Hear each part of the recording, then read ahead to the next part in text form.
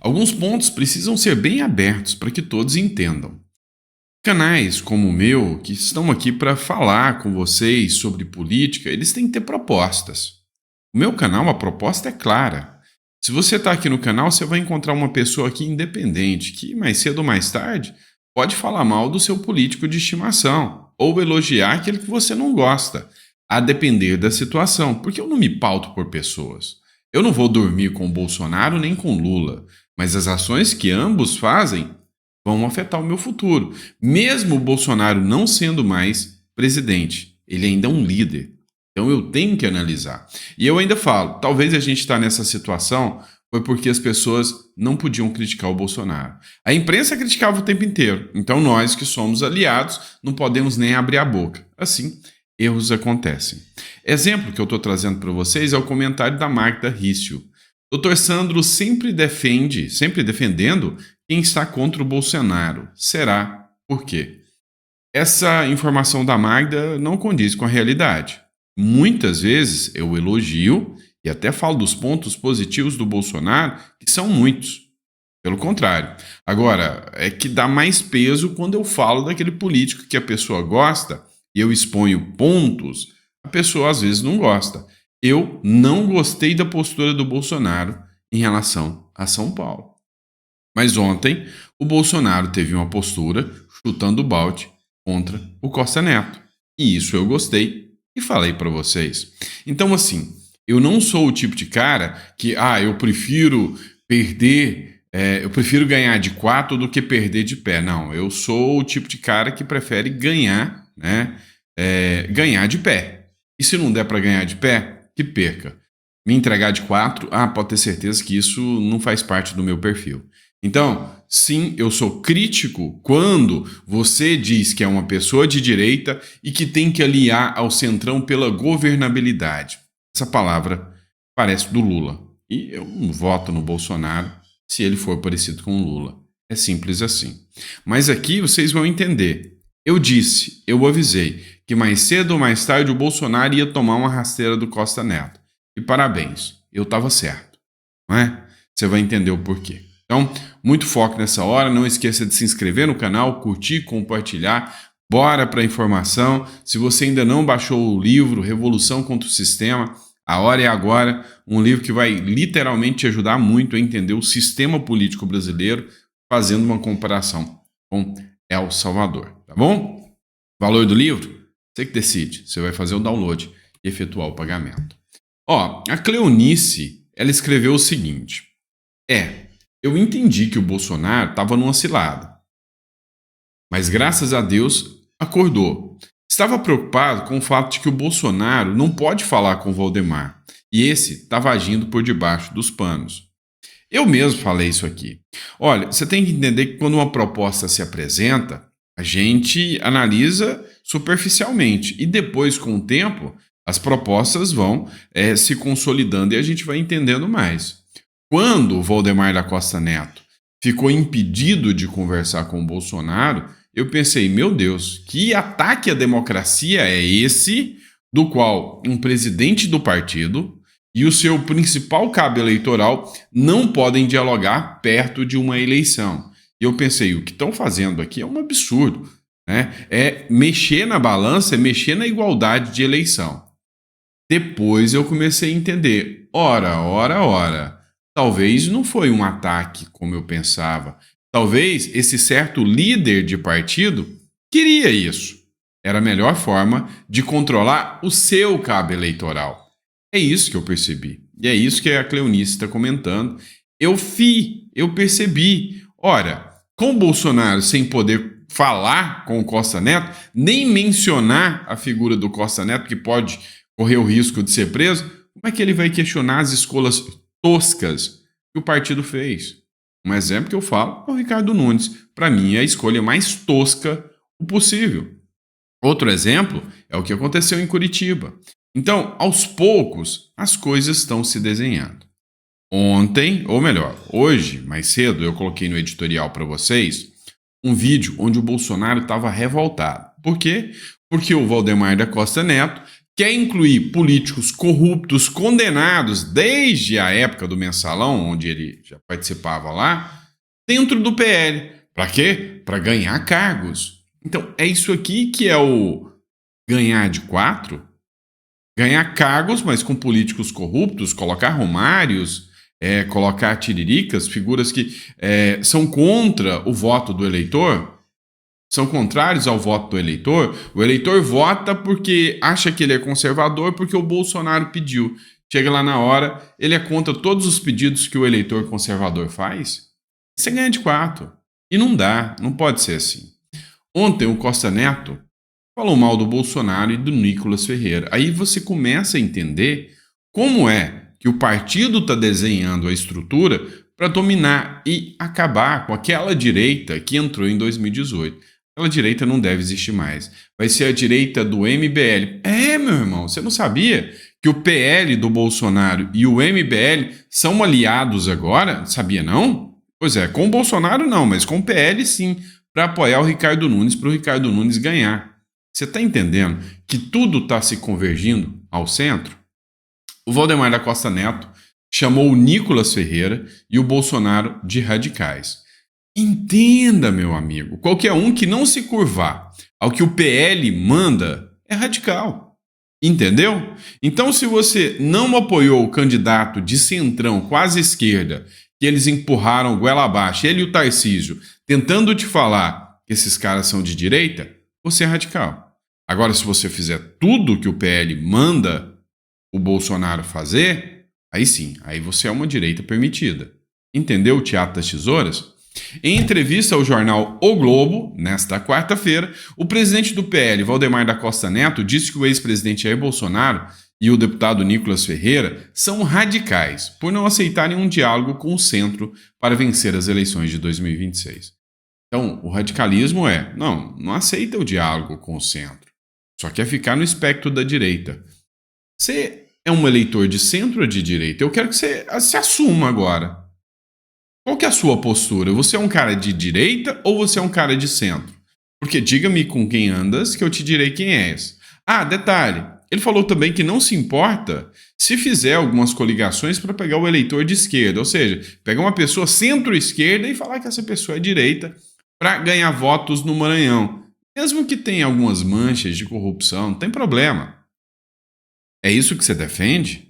Agora olha aqui para mim, você que não aceita eu tecer críticas a algumas costuras políticas do Bolsonaro. Você fica feliz quando o Bolsonaro apoia um candidato de centro, como Nunes? Sério, no íntimo da sua alma, você fica feliz? Acho que não, né? Então a gente tem que ter essa consciência política para entender. Você, se não apoiar o centro-esquerda, você é radical. Você é uma pessoa odiosa. Você é uma pessoa que merece 17 anos na papuda. Entendeu? O presidente da sigla afirmou que vai ser duro convencer Bolsonaro a aceitar alianças com a esquerda. Entendeu? Vai ser duro convencer o Bolsonaro a aceitar alianças com a esquerda. Mas vai ter que aceitar. Há lugares no Brasil, como no Maranhão, onde não há esquerda e direita. Há gente com fome. Vamos ter que trazer esse pessoal para ganhar a eleição. Trazer não é difícil. O duro é o Bolsonaro e o pessoal da extrema-direita aceitar. Então agora você está entendendo que o Bolsonaro é extrema-direita nos olhos do Valdemar da Costa Neto. Vocês estão percebendo que o Bolsonaro acabou de ser abusado e usado pelo Costa Neto e ele já pensa em descartá-lo? Vem cá, presta atenção. O que está acontecendo?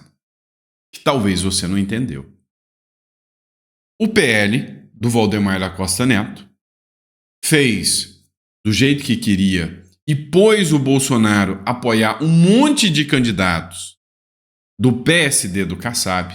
Fez o Bolsonaro apoiar um monte de candidatos do PL, mas de esquerda ou centro e não de direita. É o caso de Curitiba, onde o Bolsonaro preferiu apoiar um cara bem centro, né, que facilmente faz uma coligação com Lula ou pega o ministério dentro do governo Lula, contra uma pessoa de direita. Você não entendeu. Você não entendeu. O PL fez questão de neutralizar vários candidatos de direita. Agora, o Bolsonaro entregou para ele um monte de prefeituras dentro do partido, gente que gosta disso aqui em vez de defender a direita. E aí o que vai acontecer? Se o Bolsonaro agora questionar, o Costa Neto mostrou as garrinhas, chamou o Bolsonaro de extrema direita e vai falar: não, Bolsonaro, pode sair. Os meus candidatos que você me deu vão apoiar os meus candidatos em 2026. E aí o Bolsonaro vai eleger qual presidente, quais senadores e deputados? Entenderam? Então o jogo foi perfeito. O Bolsonaro já entendeu isso. Aí, tá certo. Quem tá, os influenciadores que estão defendendo essa aliança ao centro, estão defendendo não o Bolsonaro, estão defendendo o PL. Abre o olho. Abre o olho. Eles não querem, afirmou o presidente do PL. O líder partidário também incluiu o Nicolas Ferreira na ala mais ideológica do partido. Não é só ele, o Bolsonaro.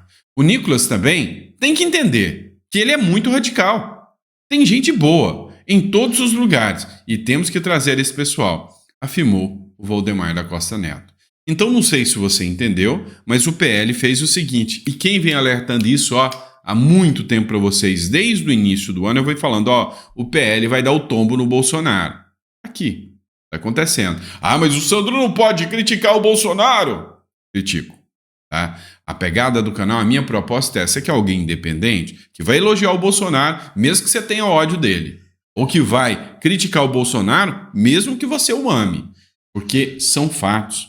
Parabéns para o Bolsonaro, que ontem gravou um vídeo quase que mandando o Costa Neto ir para a PQP. Mas o estrago já foi feito. Se o Bolsonaro sair do PL agora, eu te garanto que a maioria dos prefeitos não sairão e estarão entre Bolsonaro e Costa Neto, estarão com Costa Neto. Por quê? Porque eles armaram uma jogada tão perfeita que o Bolsonaro até minou a sua popularidade. Quero que você escreva aqui no comentário. Quem aí ficou chateado com o Bolsonaro por causa das eleições de 2024, principalmente em São Paulo? Se você ficou chateado com o Bolsonaro, põe no comentário, só para mim saber. Então, o que vocês estão vendo é o partido convenceu o Bolsonaro a apoiar o centro. E o Bolsonaro topou. E aí, alguns influenciadores toparam. Não, vamos todo mundo falar que isso aqui é parte da articulação, que o povo é bobo e acredita em mim. Vamos falar que essa história de ganhar, perder de pé ou ganhar de 4 é errada. Vamos fazer isso. Então, todo mundo foi ao centro. Agora, já pôs a cabecinha com perdão, mas agora o resto vai entrar. Não. Se a gente pode fazer aliança com a direita, com o centrão, não. Agora vamos convencer todo mundo que fazer aliança com a esquerda também é estratégia. E aí, meu irmão? É com você. Aí você me diz se tá tudo bem, se tá tudo bem. Não, foi tudo tranquilo, Santo, fazer aliança com o centrão. Não me importei, não. Eu até gosto do Nunes. Tá bom. E lá no Maranhão? Não. Daqui a pouco a gente tá fazendo uma coligação com a galera do Flávio Dino lá. Ou com Ciro Gomes lá no Ceará. Tá tudo bem. Pois é. Entendam o que tá acontecendo.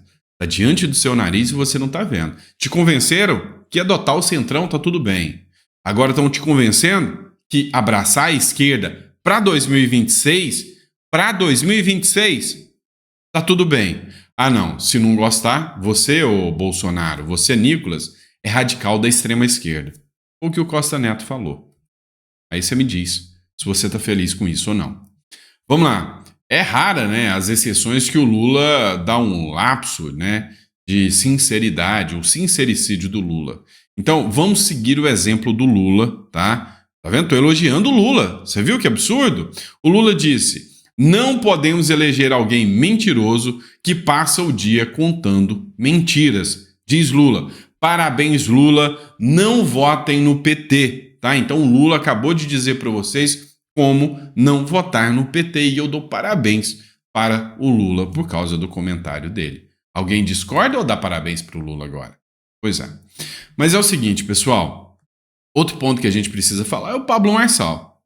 É o seguinte. O que estava rolando em relação ao Pablo Marçal? O Pablo Marçal ia se tornar inelegível. Não é isso? Pois é, o Lula acho que já conversou e falou: não, quero o Pablo Marçal inelegível de forma alguma. Por que não? É simples. Se o Pablo Marçal se candidatar em 2026, ele vai dividir voto com o Tarcísio. E dividindo voto com o Tarcísio, ora, a gente vai dividir a presidência e o PT ganha de novo. Faz sentido. Pode acontecer igual aconteceu em São Paulo, né? Divide voto entre, sei lá, Tarcísio e o Pablo Marçal. E aí, meu irmão? E aí, o PT ganha, né? Vai para o segundo turno e aí dá 50,0% dos votos e eles sempre ganham. Agora, a grande questão que a gente precisa abrir os olhos aqui é: até lá a estratégia do jogo é muito ampla. Eu acredito que talvez o Tarcísio se segure, tá? Talvez o Tarcísio se segure, concorra a governador, não tope arriscar a presidência e aí vão nomear um nome. Mas esse nome virá do Centrão. E se o Pablo Marçal surgir elegível, aí o jogo muda. Porque ninguém vai topar, ninguém vai cair na mesma ladainha de São Paulo mais de uma vez, né? Acredito que se você me assistiu até agora, você vai ter consciência de falar: não vou votar em gente do Centrão. Agora, corre o risco do Tarcísio realmente vir para presidente da República. E aí, se o Pablo Marçal entrar, ele vai dividir votos. Só que tem a possibilidade do Pablo Marçal, vendo que eles querem jogar o Kassab, meu irmão, o Kassab, para governador de São Paulo. O Pablo Marçal entra. E aí, se o Pablo Marçal entrar, ele tem chance contra o Kassab. O resultado é esse aqui, tá? Matéria da Jovem Pan. A Justiça negou o pedido de inelegibilidade do Pablo Marçal pela divulgação do laudo falso. A Justiça negou o pedido de inelegibilidade de Pablo Marçal, acusado de divulgar um laudo falso contra Guilherme Boulos durante a campanha municipal. A decisão considerou que a ação popular não é o instrumento jurídico adequado para solicitar a inelegibilidade, motivo pelo qual foi rejeitado. Não foi, preste atenção, não foi porque a Justiça entendeu, não, a questão do laudo, mentiras, né, durante o pleito eleitoral, não quer dizer que não dá inelegibilidade. Não foi isso que eles entenderam, não. O que eles entenderam foi o seguinte: olha, não era esse um instrumento. Deixa aqui em off.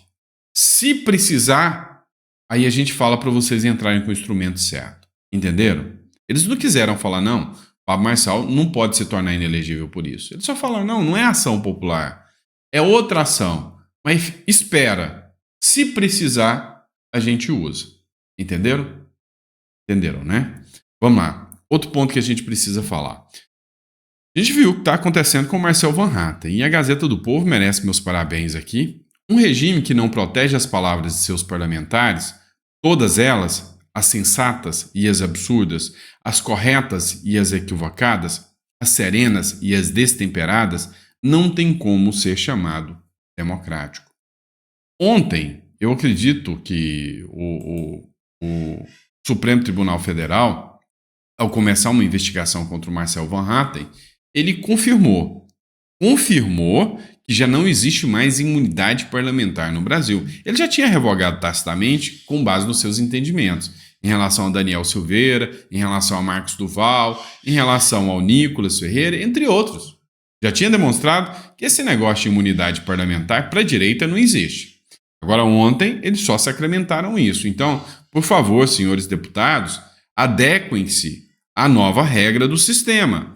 Se o STF falou que não existe imunidade parlamentar, revoguem o artigo que trata de que todo parlamentar tem imunidade em suas palavras, opiniões e votos. Tira isso, porque senão fica feio. Está escrito na Constituição, mas não vale para as pessoas. E aí, esse poder supremo e absurdo chegou a ser motivo de contestação pelo William Vac, do CNN, né, da CNN. Eu achei super interessante, porque ele citou aquela matéria do The New York Times. E aí, o Supremo salva ou agride a democracia, na sua opinião? Vamos dizer que você agora é um colunista do The New York Times. Na sua opinião, O STF está salvando ou está abusando da democracia? Coloca no comentário aí e ouça só o que o William Vac falou aqui. O STF está salvando a democracia ou está ameaçando a democracia?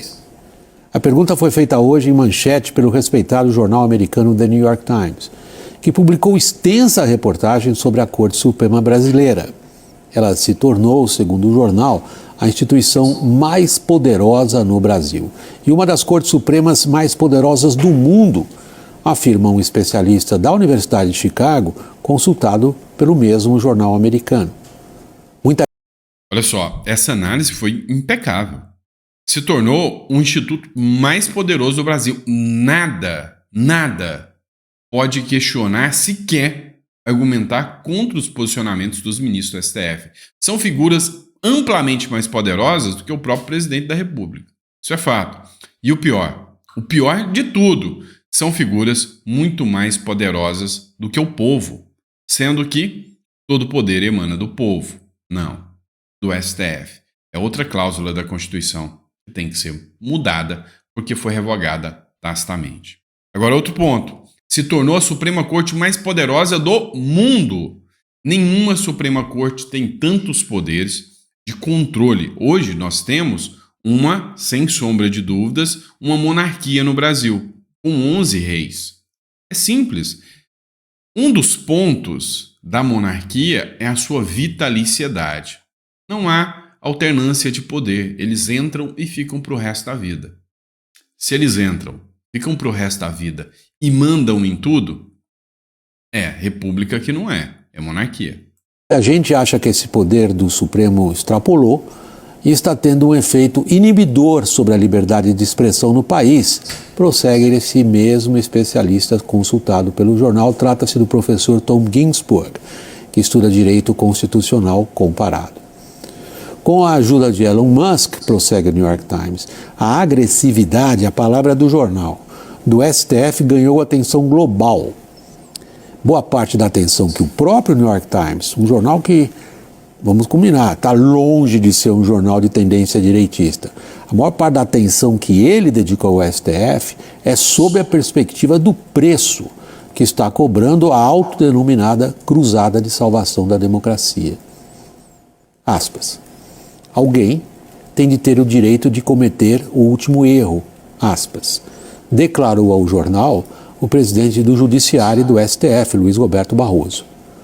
O jornal destacou o que considerou ações do Supremo contra órgãos de imprensa, mas também contra quem, segundo o jornal, criticava instituições como o próprio Supremo. E tentou ele mesmo, no texto da reportagem, o New York Times, responder à pergunta se o Supremo salva ou se o Supremo ameaça a democracia. A esquerda no Brasil acha que o Supremo salva, diz o New York Times. A direita acha que o Supremo é ele mesmo uma ameaça à democracia. Provavelmente os dois têm razão, concluiu o jornal. Provavelmente os dois têm razão, observando que a esquerda hoje é a própria ameaça à democracia. A esquerda hoje é a esquerda que defende Irã, é a esquerda que defende Cuba, Venezuela, Maduro. Então, como podem os dois estarem certos? Discordo totalmente do jornal. E aí eu sei que o vídeo ficou um pouco extenso, mas eu preciso ler o comentário da Leila Nex aqui para vocês. Dá uma olhada o que ela falou aqui que, sabe, precisa ser dito.